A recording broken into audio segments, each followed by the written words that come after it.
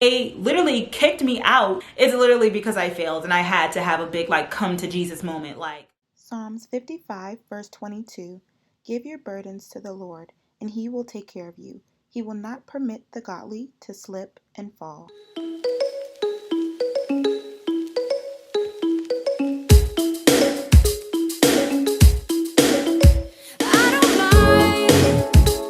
Majors, welcome back to my channel.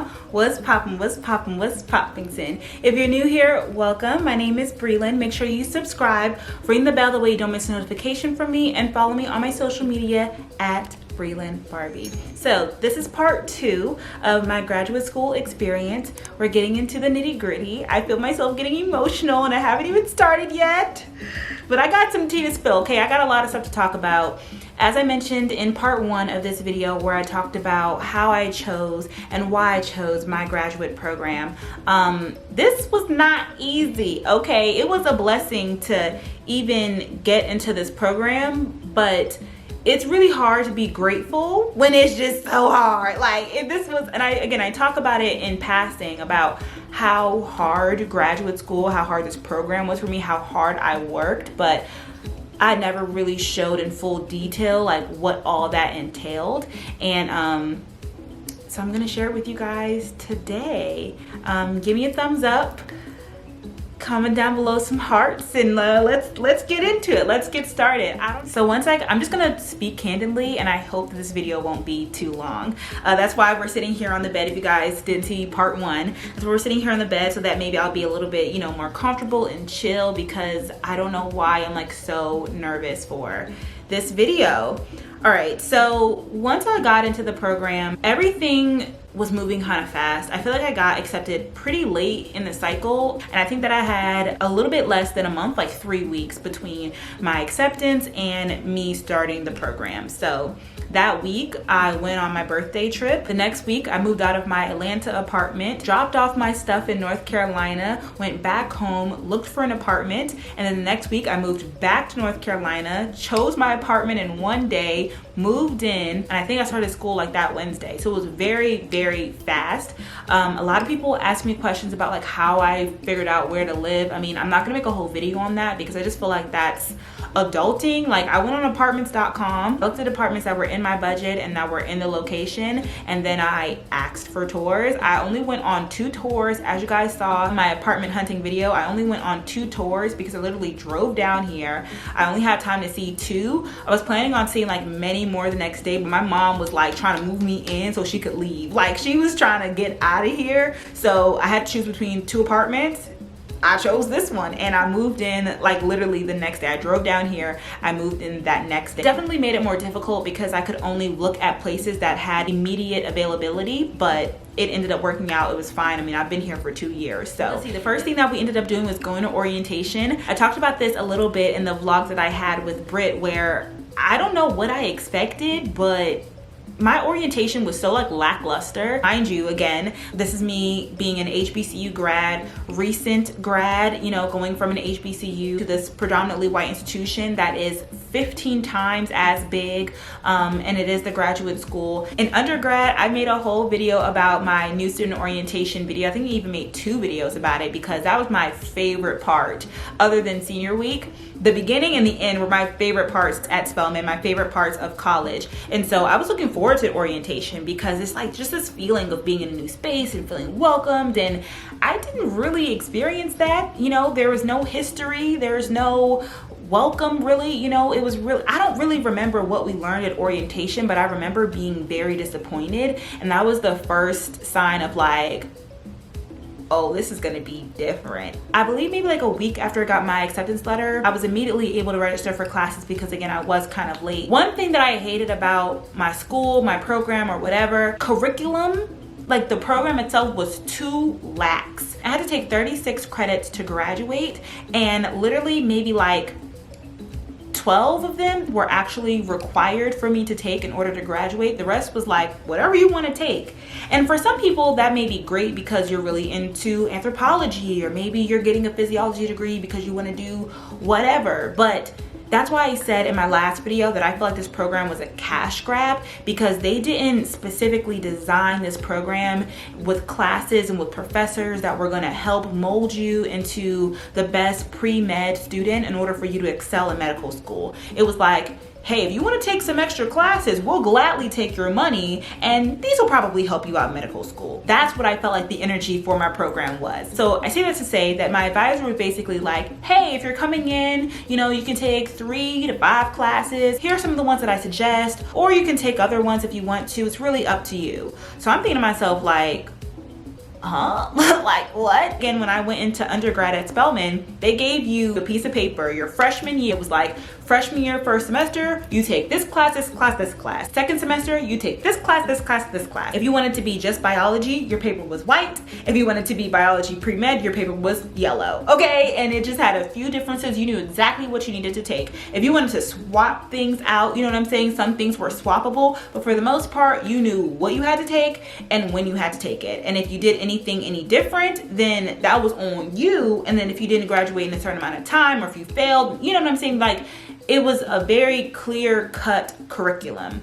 This curriculum, it was like the only classes that we had to take, and I'm gonna forget now, were biochemistry, statistics, physiology 1 and 2, and in biotechnology. Oh, I think in the ethics class, that was like 1 credit. Okay, so I exaggerated. About 16 of the credits ishly were required in order for you to receive your master's of physiology. The only other constraint was that if you wanted to take undergraduate classes, which you could register for any classes. If you wanted to take, for example, an undergraduate biology, undergraduate psychology, whatever that was, you could only take 2 of those courses where those credits would count towards your graduate degree. You could still take a 3rd one, but it wouldn't count towards your credit. So the first thing that went wrong was that going in, she said, okay, most first years, they take undergraduate biochemistry. Most people haven't taken biochemistry in undergrad, so you may want to take that. Statistics and this nutrition class that we have here. Okay, there's 2 things wrong with this. First things first, my program is technically underneath like the poultry sciences. Why is physiology underneath poultry sciences? Also, NC State is connected to a vet school. It would have been great if I wanted to be a veterinarian, because there are a lot of comparative sciences, comparative biology, comparative physiology, a lot of classes that compare what you're learning to animals. I love animals, but I want to be a doctor for humans. So for me, a lot of those classes were just like, I'm not interested in this, and it's also gonna make things way harder than I need for them to be. Like, mind you, the goal is to do well, because this is second chance. You wanna excel, you wanna get a certain amount of GPA, that way you can show the medical schools, hey, I did this, you can trust me, accept me. So when my advisor sends me these recommended classes, I tell her, well, I've already taken biochemistry in undergrad. Here's my transcript. Let me know if you think that I should still take it. I've also taken statistics in undergrad. Here's my transcript. Let me know if I should still take it. And also, do I need to take this nutrition class? Like, well, what's up with that? She basically was like, you should be okay with biochemistry. Stats is required, so you do need to take that one. And you should take nutrition because it's an easy A. A lot of students really like it. It'll meet a lot of people. It'll give you a good introduction to the school, blah, blah, blah, blah, blah. What was my other class that I took my first semester? Can't remember right now. There were other science classes. The point is, I should have taken that undergraduate biochemistry class, because the biochemistry that they teach here at this school, and maybe all over the world, who knows, is vastly different than the biochemistry that I learned in undergrad. I've said this before in the vlogs, but it was a rude awakening, and it would have behooved me. It would have really helped if I would have had the undergraduate, kind of like the entrance level of that biochemistry before I stepped in. And I hopped in to taking the master's, the graduate level biochemistry, my second semester, without having the foundation that I needed. And I didn't know that I needed it until I was in it and I realized that I ain't have it. I don't want this story to be too long. We're already like 12 minutes and hopefully I've cut it down to be shorter than that by this point. But yeah, basically my first semester, it went pretty great. Honestly, I was able to meet a lot of friends. The way that I did that was I put myself out there. There were a lot of people Black people who came up to me. I feel like the Black people in my program really stuck together. They introduced themselves to me. They said, hey, we're having a study group. I went to things alone a lot in the beginning. So I would go to like the Physiology. They have a lot of like mixers. I went to every mixer, graduate school mixer, Black Student Union mixer, Black Graduate Association mixer, Physiology program mixer. Like if there was a mixer, I went there. I got numbers everywhere that I went, and I just talked to people. It was kind of scary, but I think that a lot of people there were new. Like a lot of people were from North Carolina, so they definitely had friends in the area, but not a lot of people came to the program with other people, so it was very easy to want to make classmate friends. So making friends really wasn't difficult at all. I also went to a few optional orientations. The place that I met BJ and Thomas and Bree, and I'd already met Ivy, but we had like planned to go there together. That's where we met the rest of the crew, who I really hung out with like heavy my first year. I actually met them at a multicultural orientation. It was optional basically for people who were anything other than white. And we went and we met and we kicked it off. And I still talk to all of them to this day. They were great friends and supporters of me. So I definitely recommend just putting yourself out there to meet people, but I will definitely do a video, especially for incoming college students, on how to make friends in a new state, a new city, or just in college in general. Winter break is when a lot of like personal things happened that I don't feel necessarily comfortable sharing. Just know that it was rough. It was a lot, and it really like shook me. Okay, it shook me, and that is where everything started to go downhill. If you guys are following me on Instagram, you may have seen, hopefully by the time this video is up, that picture is up, but I've already written the caption, and I think that's why I'm kind of like shaky and nervous to talk about it, because I only my closest friends know. Like my mom doesn't even know about all of these details. Basically, I ended up withdrawing from a whole semester. I ended up withdrawing from my second semester of my master's program, and you guys don't know that because I actually never shared it, and it was just a lot that happened that year. I know y'all don't know because I didn't share it and I didn't show it in my vlogs or on social media. Like I said, there was just a lot of like personal things going on. It resulted in me getting an F in my biochemistry class. Now, mind you, I had already said like I was literally academically behind. I kept saying that I felt like I was a kindergartner who was taking a graduate level course. I just did not know. It was like I was listening to a foreign person talking, and it was also very difficult for me because that semester I was only taking one class in person, and all my other classes that I was taking were online. And so even though I had like built this new community and I had friends in the area, I was very alone. I was very depressed, and in collaboration or in conjunction with the things that were going on in my personal life, it was just not a good combination. That's when I really started to experience my testing anxiety and not doing well on exam after exam after exam, after trying to learn my learning strategy and changing things up and literally just trying to be the best student I could possibly be, and still coming up short every time. I literally fell into a depression, and I ended up earning an F that semester, like despite all of my hard work and everything that was going on. And I talk about this in my Instagram caption, how I didn't even withdraw from one class, let alone fail one class, you know, in my undergraduate institution at Spelman. Like I, you know, necessarily didn't get all A's, but I definitely didn't fail. It was my first F, and it was in my grad, like this is supposed to be my second chance. Like this is supposed to be my graduate program. And it was a bad spiral because I was beating myself up because I had done so well my first semester, and then I just ruined it all. And what made it worse is that it wasn't just like this one thing, it was like it just spiraled. I ended up getting on academic probation, and that impacted me not being able to receive financial aid. It was just like one thing after another, and it just all felt like very much so out of my control. When I went into my second year, that's why you guys saw like I was just all over the place. I didn't know what to do. Like part of me was like, I want to quit the program. It's the school, it's the teachers, it's the this is that. And I take responsibility for a lot of it. I don't get to choose what happens to me, but I can control with how I manage that. And I learned that as far as like I should have been in therapy. Like I should not have let that whole semester go with all of those things happening without talking to somebody, especially experiencing all of the different emotions and failures. Like I should not have tried to go through that alone.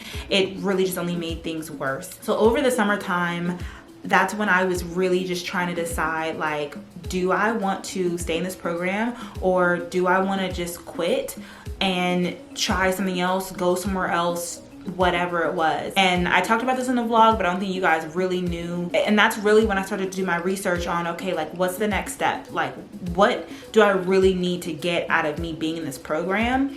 And that's when I realized like, oh crap, like this program isn't even fully giving me everything that I need to be prepared for medical school, which is the whole purpose of me paying all this money, going through all this stress, all of this. They're not providing me with help on the MCAT. They're not, I talked about this in my Road to Medical School videos. You can check those out if you want more details on my thought process. But I decided that first of all, if I wanted to drop this program, I was not going to be accepted into any other program because I just got an F on my last semester. And so I decided that I was just gonna have to finish better than I started, and it was gonna be an uphill battle, but that I was going to do it. So at this point, I created the Road to Medical School series in order for me to get my own head straight and really just focus myself on my goals and why I was in this space in order for me to be successful and finish out the program strong. I got back to school, and I remember posting those videos right before school started or like in the beginning of the semester, and people being like, where's this new attitude coming from? Like, what made you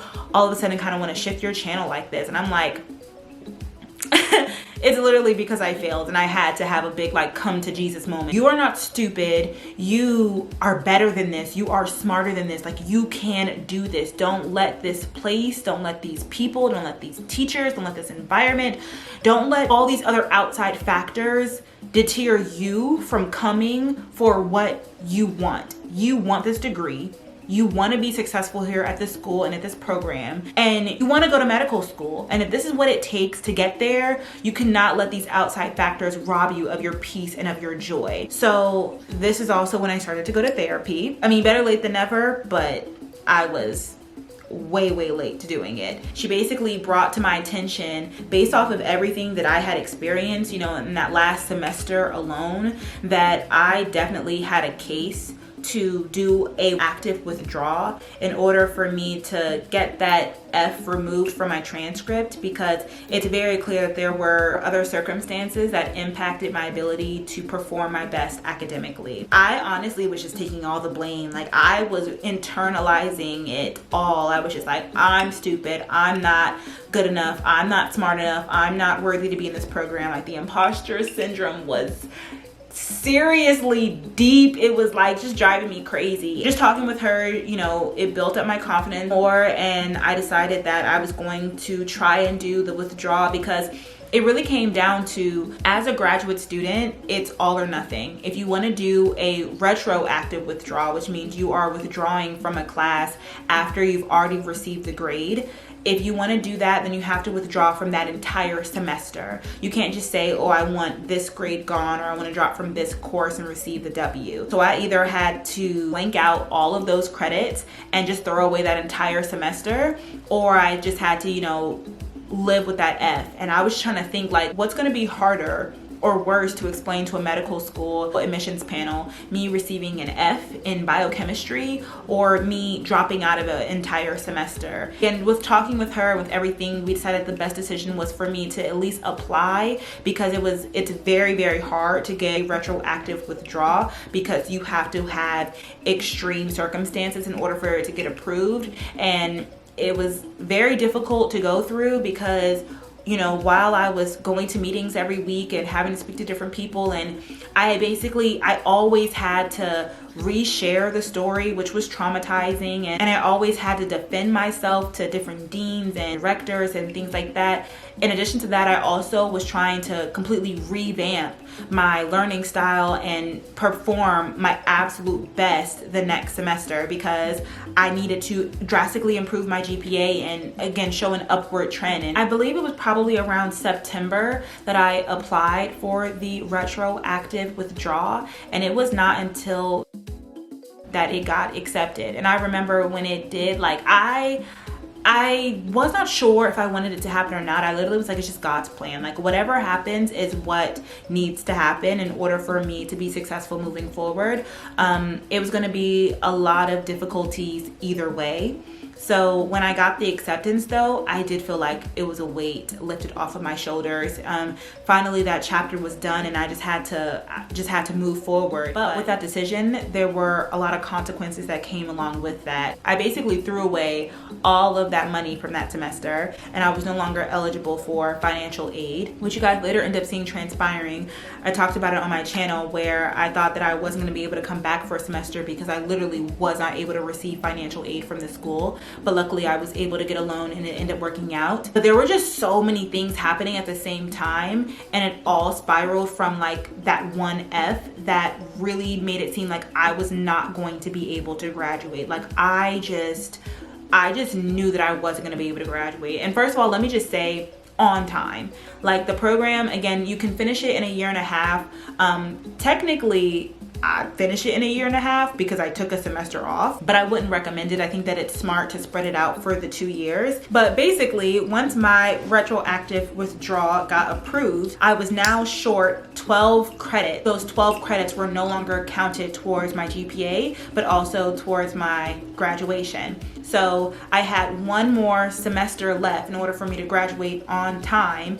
And I do this because I'll just say that that is a mindset that carried over from Spelman that is so toxic and it is so negative. Like even if I would have taken an extra semester to receive my master's degree, I still got my master's degree. And for me, because like a lot of the feelings that I was experiencing were, you know, surrounded by that space that I was in. I was like, I hate NC State, I hate North Carolina, I hate Raleigh, I hate, I was like, I don't want to be here for another semester. And to think of, you know, all of my friends, the small support system that I did have, all of them leaving and me being stuck in this program by myself and having to study by myself. And I just thought there could be nothing worse. There could be nothing worse than me having to be stuck here for another semester, you know, having to apply to the job market, you know, in December instead of, you know, in May when maybe people were fresh. And I forced myself, I really made myself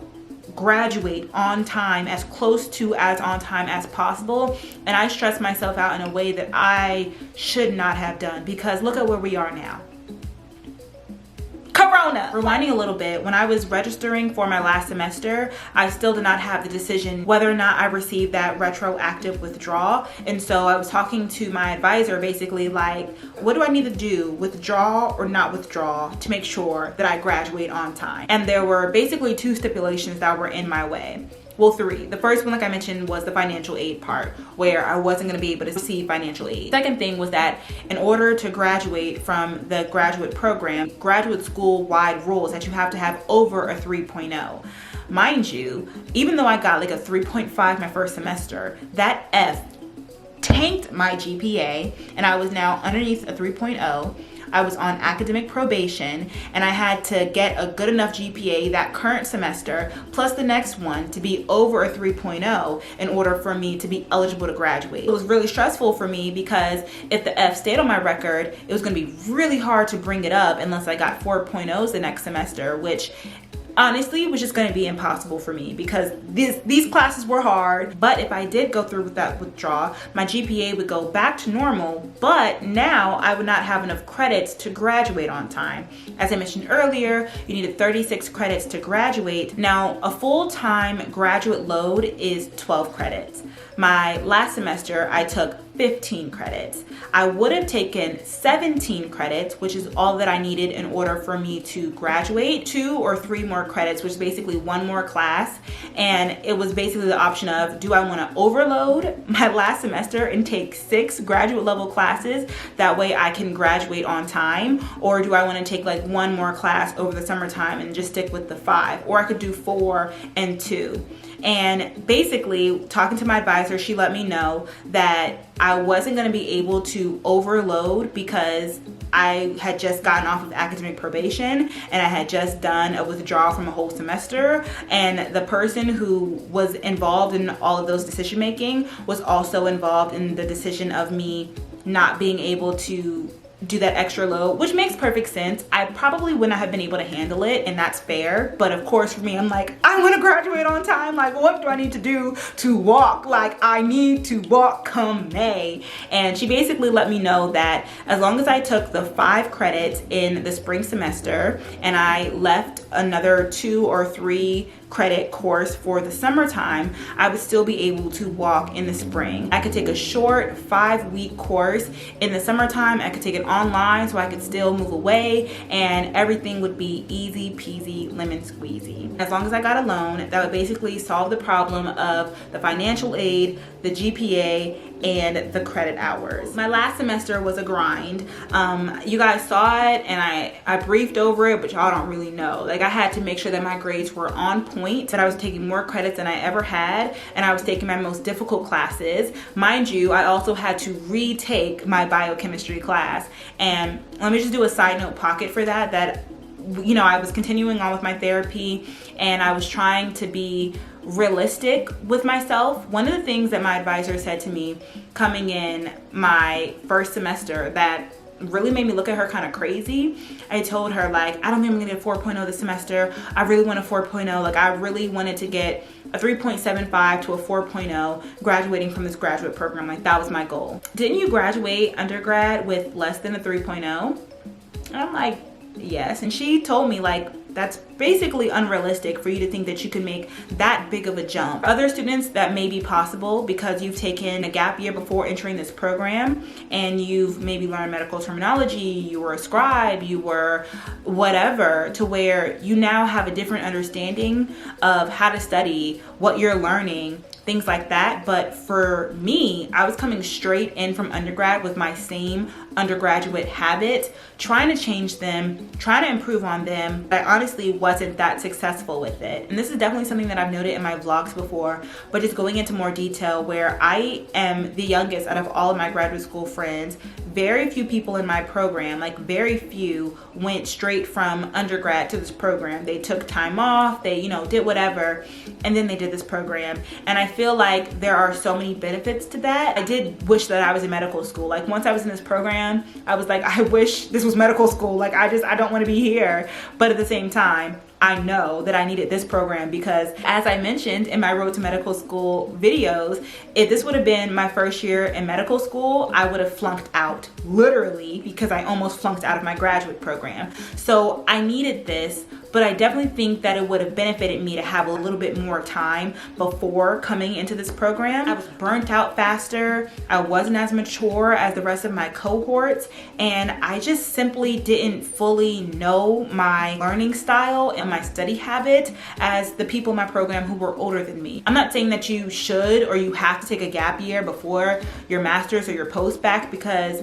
similar to me, most of you guys are probably like, I'm trying to get to medical school. I'm trying to be a doctor. I'm trying to get there. And the more years you add, the less people like us want to hear. Like, we don't want to hear extra years. But I will say that if you are at least in that space, maybe this is just good news for anybody out there who's already in your gap years and you're thinking of going to get your master's or doing a post-bac next. You will have an upper hand just being slightly more mature in this program than somebody like me who came in from undergrad. I say all of that to say that I was so stressed going into my last semester. Oh, also, I thought I was going to graduate because they literally kicked me out. Oh my gosh. At first, I didn't get into my biochemistry class, and I didn't even want to take it that last semester. I wanted to take it in the fall because I didn't want to wait till my last semester just in case I didn't do well again. I wanted buffer room, you know, but I couldn't get in. I could not get into the biochem class because it was full. So I had to wait, and I had to take it my last semester of my senior year of my graduate school. And I'm like, if I do not pass, I cannot graduate. And this is my second time taking this class. I need to pass, I need to do well. I get into the class, but because of the financial aid stuff, I get dropped from the class. And at this point, I'm like, well, if I don't get back in the class, I literally will not graduate on time anyway. When I tell you guys, the beginning of this spring semester was so hard for me because it was just one thing after another. I mean, this whole program, it was just one thing after another that made me just be like, it's just like not meant to be. It's not gonna work out. It's not gonna happen. I'm not gonna graduate on time. Like, it was so hard for me to keep a positive mindset and to truly believe that things were gonna work out the way that they ended up working out. Long story short, obviously I ended up getting into the course. And like I said, I set a goal for myself. I said, let's be realistic. You got an F the first time you took this class. And it's a new teacher. She has a new textbook. She taught things completely differently, which pissed me off because I was like, you would think you took the class one time, you'll have an upper hand. Everything still felt new.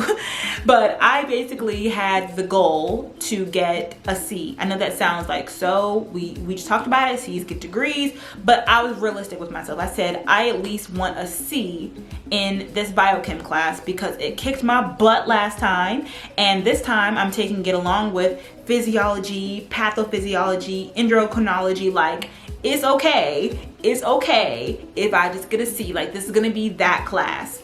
And I'm proud to say that I finished the class with a B. So I finished off the semester. I ended up having a week and a half after my finals, and then I ended up taking a summer class, which I didn't end up sharing with you guys. And I feel like such a phony. Like, I'm just too real for this. Like, I just thought about, like, how did I want to talk about it? How did I want to share it? And I think that it's best to do it now when it's all said and done. Okay, degrees in the mail, the letters are behind the name, it's all said and done, and I can talk about it now because it worked out. But talking about it in the moment just felt, it was too raw, it was too fresh, you know. And at the end of the day, I did it. Like, when I tell y'all, this was the hardest 2 years of my life in so many different ways. And it was hard. It was definitely hard. Over the summertime, I did take one last course, and I didn't even tell you guys about it. It was a 5-week course. I took it online. It was really frustrating for me because I remember a lot of you guys kept saying, like, congratulations around May. And even though I was done, I knew that I still had one more class left to take. And so that's why I kept saying, oh, it doesn't really feel like I'm done, because especially with Corona happening and me having to finish off my semester taking classes online in my kitchen, a week and a half later into my summer when I was a graduate, it felt the same because I was still having to be at home taking this online class. It was already going to be an online class, so at the time it felt like I could travel, I could, you know, be at home, I could worry about moving, but it ended up feeling exactly like what it was during the school year, which was also very difficult because I couldn't even fully enjoy and celebrate me being done until I was actually done. So I took my final for my summer class on June 17th, and so now I am officially done. I am officially a master of physiology. That was my graduate school experience. I hope you guys appreciate the transparency. I don't think you guys know. I can't believe I didn't cry. I don't think you guys know how difficult this was for me, but I hope you all appreciate it. I hope that it has helped someone. If it has, please give me a thumbs up. Let me know in the comments, DM me, comment on my Instagram picture, whatever it takes, please get it to me, because hearing how my story impacts your lives is really what keeps me going. And I'm just so excited that I'm done and that I made it through. Again, one of the hardest things, and I know that I'm a stronger person now because of this experience, and I truly feel ready for medical school. I still want to master my test taking skills, and I still want to master my learning strategies and my study habits, but being able to achieve the academic success that I was able to my last 2 semesters with all that was going on, I mean, resilience on a different level. Like, I thought I was resilient in undergrad. This is on a whole nother level. Oh, I'll also talk about how I wrote this for an Instagram caption and also a blog post that I'm going to post. I don't know if it's up yet. I'll leave it in the description box down below so you guys can read it once it's up. But I also touched on this in that Instagram caption that I talked about, where I said, honestly, I coined my undergrad experience for teaching me life lessons about who I am as a person, a woman, a Black woman in America, a friend, a leader, a sister, and even a brand. To receive my master's, I finally learned about who I am as a student, a mentee, a classmate, a person in the middle of their career journey, and a future physician. And I feel like that's a great way to end this as far as me recapping my graduate school experience. I will do a future video about the differences between undergrad or college and graduate school, academically, socially, everything like that. But for me, that's definitely the difference. When I was done with Spelman, I felt like I grew so much as a person, and I really did. From the person that I was coming in to coming out, I mean, 4 years, all those experiences, of course I was gonna grow. But again, I feel like I grew as, you know, a sister, a brand, and all those things. But this graduate program and the experiences and the hardships and the setbacks that I faced here made me grow in academic capacity as a student and a mentee and all those other things that I mentioned. That is my graduate school experience. I hope you guys enjoyed this video. Again, give it a thumbs up, comment down below, follow me on my Instagram at Brelynn Barbie, and I will see you guys in my next video. Thank you so much for watching. Bye. Fun, baby, now you're one